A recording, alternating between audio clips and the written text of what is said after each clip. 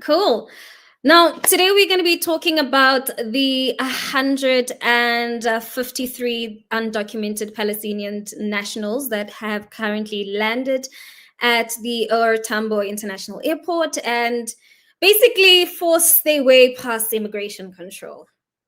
Yes, you heard me right. They forced their way through at South Africa's biggest airport inside sovereign African state, if you ask me. Now, if you think this is normal, if you think this is safe, if you think that this is acceptable, then I do want you to stay with me for the next 30 minutes, because what happened at Tambo is, I believe, is much bigger than just news headline. I think it is a symptom of just a border system that is collapsing in South Africa and a government that has honestly lost control. And it's quite sad, but yeah, we'll delve into it. Let's discuss it all as a family. And yeah, now, before I do, I want us to talk about what exactly happened, right? Now, let's break down step by step, right? I don't want us to talk about the rumors or the emotional takes, but I want us to talk about the actual facts, right? And here's the timeline, right? A flight arrived carrying 153 Palestinian passengers, many of whom had no valid entry documents, or some even had expired papers. And immigration officials attempted to stop them from being processed. There was also a group that allegedly pushed past officers and flooded into the arrivals. And also, some sources even say that officers were quite overwhelmed with this, and that's the sad state of South Africa's government, is that people can come in and forcefully want to get into the country. And for me, it's like, what does it say about our border system?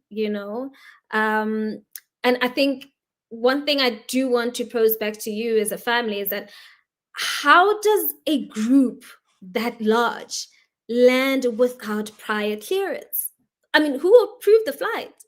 Why wasn't the plane denied entry? Why wasn't immigration reinforced immediately? Now, I want your theories, please, in the comment section. I'm reading them all. I want to hear what your thoughts are on this, because, well, I'm quite baffled. I really am. I really am quite baffled at everything that's happening. And I think this kind of an incident doesn't happen by accident. A flight doesn't just land with 153 undocumented people without a chain of approvals. There are only three possibilities that I think happen. That, number one, someone in aviation approved the flight without security protocol, which could mean that there is internal negligence or corruption that is happening. Or number two, someone in the government allowed it quietly, which then means that there's actually a political agenda that we aren't being told about. Or three, that maybe the worldview that South Africa has soft borders is so widespread that people believe that they can just land here and walk in. And guess what? They did. They did. Now, I want to ask you, family, if 153 Black Africans tried this in any other country, the US, the UK, Germany, Turkey, what would happen? You and I know the answer. They would be detained instantly. They would be processed strictly, and they would be deported immediately. So why is South Africa the only country treated like a lawless playground? Now, this is what I want us to talk about tonight, because I believe this is not only about hating Palestinians. It's not about rejecting the oppressed people. It's not about choosing sides in global conflicts. This is about African sovereignty, and this is about our borders. It's about our safety. It's about our right to regulate who enters and who doesn't. And these are people from Gaza who somehow mysteriously were put on a plane that passed by Nairobi and came here. And I said, we cannot turn them back. even though they do not have the necessary documents and papers. These are people from a strife-torn, a war-torn country. And out of compassion, out of empathy, we must.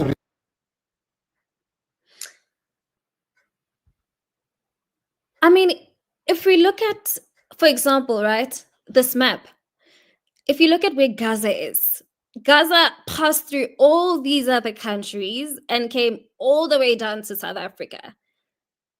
All the way here. Why? Why South Africa? I think that's the question a lot of South Africans are asking, that why South Africa? Why South Africa? You pass Libya, you pass Kenya, you pass DRC, you pass Nigeria, but somehow you end in South Africa because you know that the borders in South Africa will let anyone come through. And that's the saddest reality that we're dealing with here. Now, of course, people are going to say Pan-Africanism, right? Sure. I'm very much for being Pan-African. I'm very much for it. But we need to remember one thing, that Pan-Africanism means protecting African land. It means defending African dignity and supporting the oppressed people without sacrificing our own stability. It means refusing to be treated like the world's humanitarian dustbin. You know, it means that we're demanding process, we're demanding order, we're demanding respect. Because let me tell you something quite harsh. When other nations protect their borders, they're called strong. But when South Africa protects its borders, we're called xenophobic. And why? Because they expect Africa to remain open and exploited. And this incident at OR Tambo, honestly, I believe it's a perfect example of that mindset. It's a perfect example of that mindset. Now, I want us to delve a bit more into who exactly pays the price, because it is not the politicians. It's not. When undocumented groups enter this country, housing pressure increases, meaning already RDP wait lists are years long. People who follow the law wait longer, while those who bypass systems overnight enter.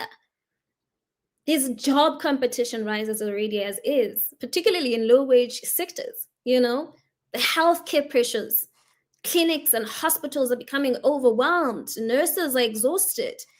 School capacity is shrinking. And then there's the crime syndicates that exploit chaos, right? Where you have illegal entries being used by trafficking rings, you know, by fake passport mills and by cross-border crime networks. Now, let me ask you, family, why must Black South Africans be silent when we are the ones affected? Why must we pretend that everything is fine while our communities carry the consequences?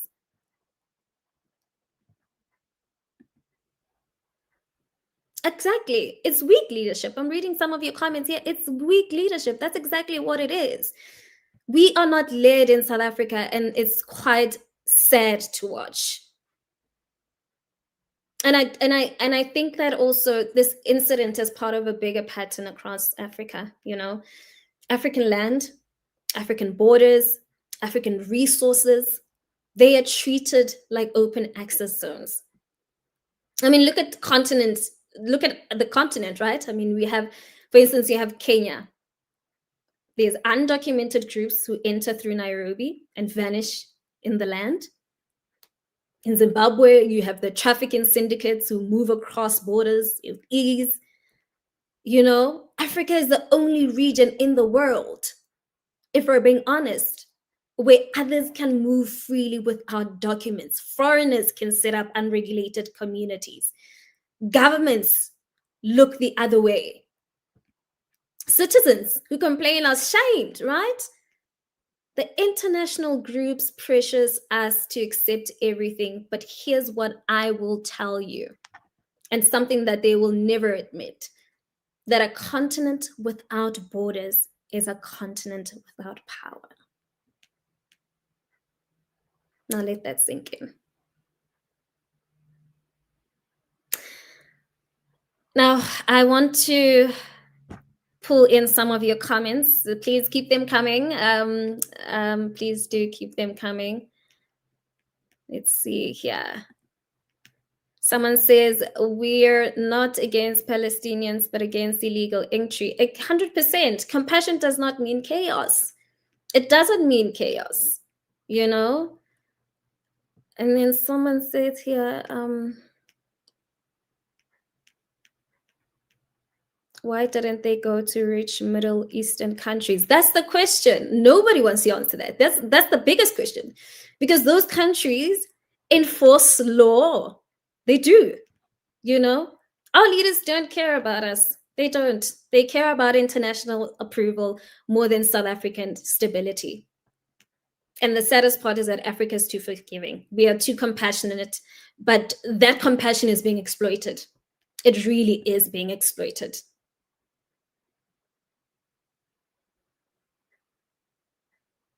Give them a chance and don't allow them anymore. But we can't keep allowing people that aren't documented into our country. You know, people who don't have papers. I think that for me is the problem here, is that these are undocumented individuals that are entering the country that can do anything to us and get away with it because they're not documented, you know? Yeah.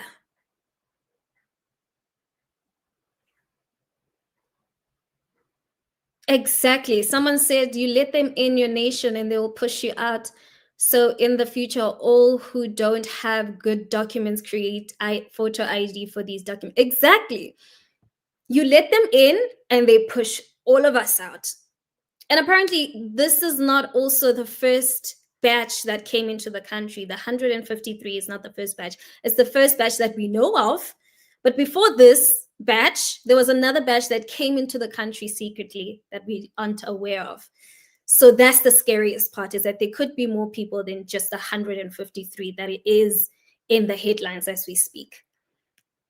Now, yeah, please, family, please keep your comments coming. Please, please, please. I do want to read all of them. Yeah. Now, I want to give you my uncensored opinion, right? And you can quote me on this. You guys can quote me. What happened at Tambo was not an accident. It was not a misunderstanding. It was not a small border issue. It was a national security failure. It was a warning sign. It was a test, basically. A test to see how weak, how silent, and how passive we are. And if South Africans don't raise their voices now, this will happen again. And it will happen on a bigger scale, more frequently, and more dangerously than we actually think. Because this country cannot continue operating as the world's open border. I'm sorry.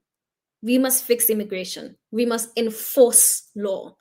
We must protect our sovereignty. We must protect and prioritize Black South Africans first. And we must stand as firm Africans, because if we don't, our land will be gone. And I want us to be clear.